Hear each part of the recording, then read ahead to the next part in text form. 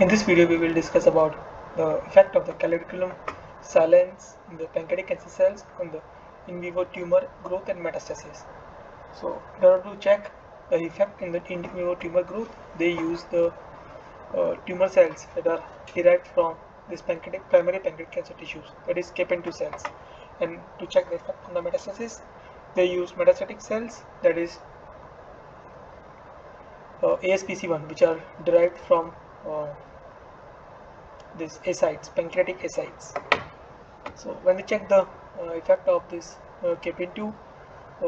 cells with calreticulin knockout in the in vivo studies, they are able to see that this calreticulin knockout cells has reduced tumor growth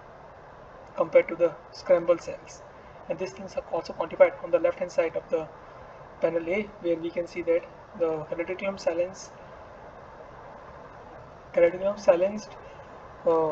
tumors has a reduced tumor growth compared to the scramble cells that are used for in vivo studies. And these things are also diagnosed by this H&E staining, which is shown in this panel B.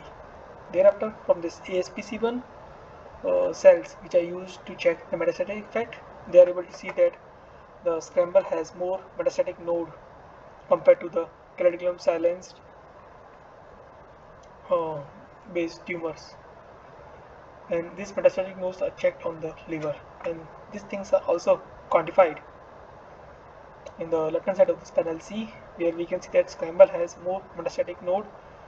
compared to the calreticulin silenced ASPC1 cells, and these are also diagnosed by H&E staining, which is shown in the panel D, where the tumors can be distinguished from the liver. Tumor can be distinguished in the healthy cells in the liver. Afterwards, they also checked proteins that are affected during this EMT process, that is epithelial to mesenchymal transition, that we have checked during the in vitro studies also. So for this fibronectin, they are able to see a suppression in the fibronectin in the calreticulin silent cells, and similarly for the integrin beta 1 also they are able to see suppression, and the cyamycin also shows the same trend, and the pERK pathways also. pERK is also resembles to the ER stress. However, for the E-Cadherin, they are able to see that E-Cadherin are high in the calreticulin silent cells, but they are low in the scramble cells, and this is expected since the tumors progress towards more aggressiveness. It also changes from epithelial to mesenchymal characteristics. One of the markers for the mesenchymal characteristic is that E-Cadherin goes down and Vimentin goes up,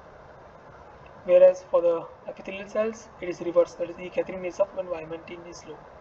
So this is what is shown in the calreticulin silent cells also, that is they are more epithelial in nature, indicating that they did not undergo epithelial to mesenchymal transition as the scramble cells went, and because of that the effect of the tumor growth and metastasis is also reduced. So this is what this is how they finally checked the effect of the calreticulin silence pancreatic cancer cells in this tumor growth and in vivo tumor growth and metastasis. So, and afterwards, in order to this check there, so overall what they come to the point that the results that they seen in the in vivo studies are also in line with the results that they seen in the in vitro studies, and more precisely the effect of the proteins that are involved in the EMT shows a similar trend that they have shown in the in vitro studies through different approaches. This is how they come to the point, or this is how they further substantiate their point that calreticulin silence has an effect in this EMT transition of this EGF induced pancreatic cancer cells, and this results in the in vivo effect in the tumor growth and metastasis. So I hope you understood how they come up to this point from the in vitro studies to in vivo studies.